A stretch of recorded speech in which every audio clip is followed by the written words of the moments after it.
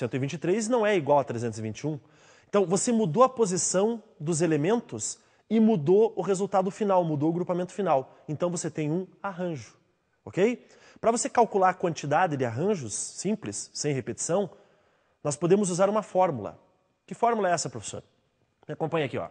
É a fórmula arranjo de NPAP, que é igual N fatorial dividido por N menos P fatorial. Onde o N é a quantidade total de elementos e o P é a quantidade que você deseja agrupar, certo? Então, mostrando para você de uma forma um pouco mais clara, veja só. 6 pilotos de kart disputam uma corrida, sabendo que o carro de Rubens quebrou na primeira curva. Quais são as possíveis classificações para os 3 primeiros colocados? Veja, pessoal, nós temos aí um problema onde há uma corrida de kart.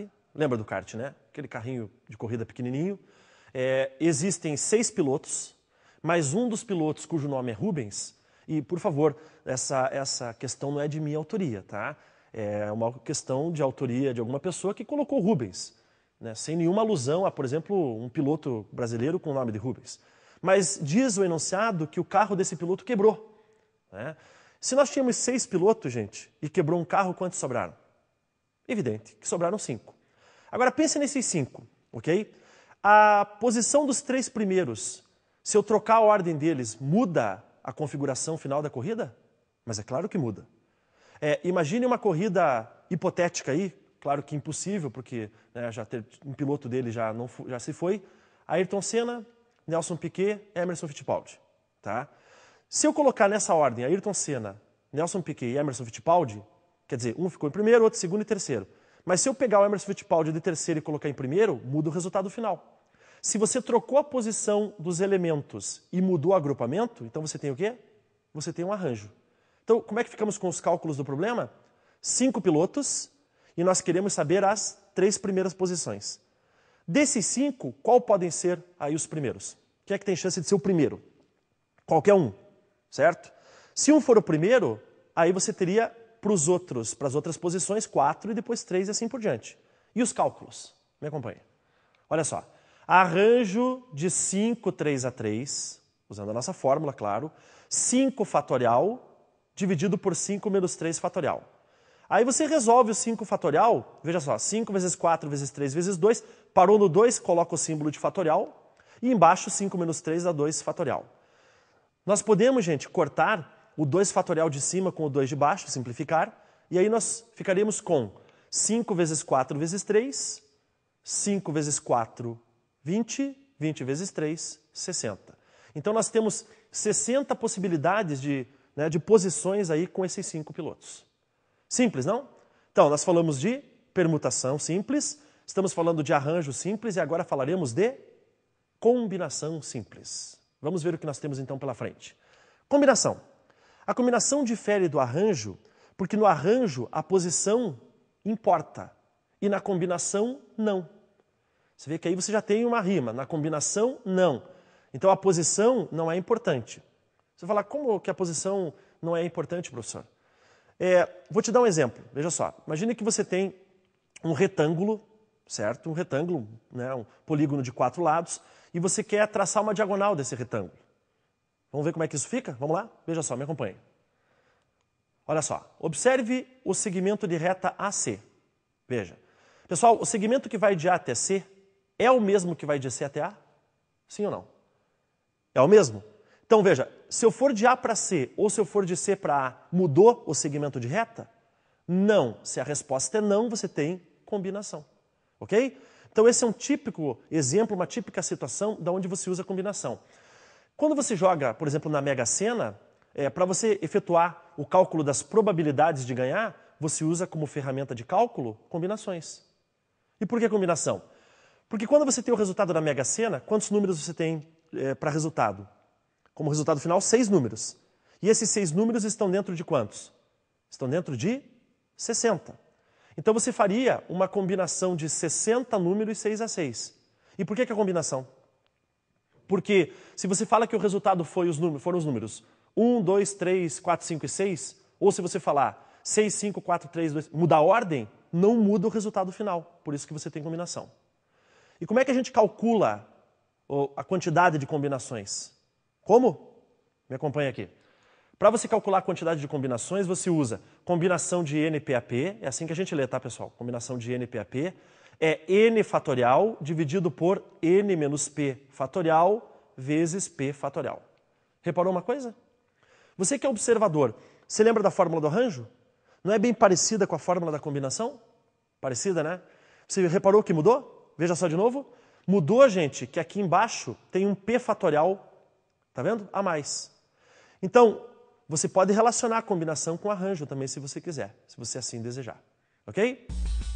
Vamos ver quantas bebidas podemos formar com as bebidas P, R, C, T, V? Gente, são 5 bebidas. Eu só peguei as enunciais delas aí. P, R, C, T e V. Você usa os nomes que você desejar. P do quê? Bebida com P. Ora, pinga? Brincadeira, né? Bebida com R. Rum. Nossa Senhora. Bebida com a letra T. Tequila. Beleza. Letra C. Cerveja. Letra V. Vinho, vodka.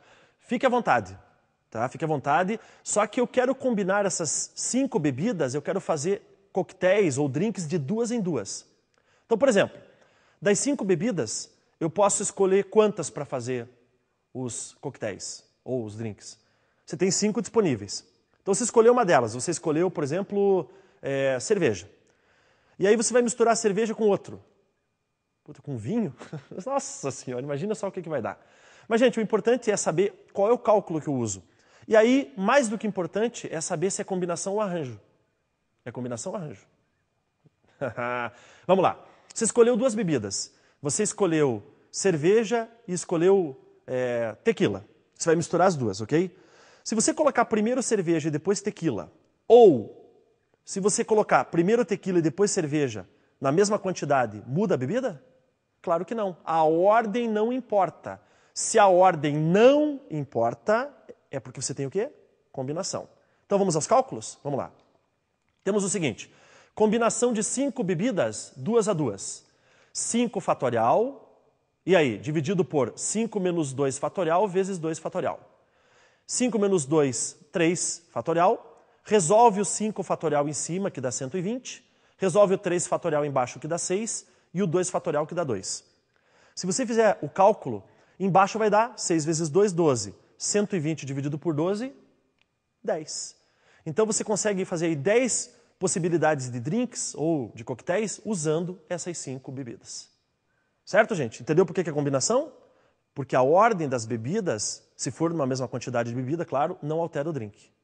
Agora, professor, eu fiquei na dúvida em relação a uma coisa. Eram 5 bebidas e eu queria combinar 2 a 2. Certo? Eu não posso multiplicar 5 vezes 2, que também dá 10? Bom, gente, aí nós temos o que a gente chama na matemática de uma baita coincidência. Na verdade, uma coincidência numérica. Não use esse raciocínio para todos os problemas, porque não vai dar certo. Tá? Isso foi apenas uma coincidência numérica. E, lamentavelmente, elas acontecem. Lamentavelmente ou não, né? Quer dizer, se você raciocinar assim num problema de vestibular e acertar a resposta, quer dizer, você vai ter êxito da mesma forma. Mas se for uma prova discursiva, daí não, né? Aí o cara vai te cortar. Ok? Então, agora, pessoal, nós vamos falar sobre permutações simples. Bom, nós falamos sobre o princípio fundamental da contagem, arranjos e combinações simples. E as permutações simples? Permutação é quando você usa todos os elementos que você tem disponíveis no agrupamento da seguinte forma. Veja só. Permutação de n elementos é igual a n fatorial. Nossa, professor, essa permutação é muito simples. E é simples mesmo, gente. Se eu te perguntar o que é permutação de 7? 7 fatorial. O que é permutação de 10? 10 fatorial, não é verdade? Agora, gente, nós podemos comparar permutação com arranjo. Sabe o que você pode pensar? Assim, ó. Você pode pensar que uma permutação de n elementos é o mesmo que um arranjo de n a n. Então você pega a fórmula do arranjo, veja só, e onde você teria o p, você coloca n. Só que aqui na parte de baixo da fração, n menos n dá 0. E nós vimos no início que 0 fatorial vale 1. Certo? N fatorial sobre 1 é igual a n fatorial. Entendido? Muito bem. Nós temos na sequência agora, gente, uma das coisas mais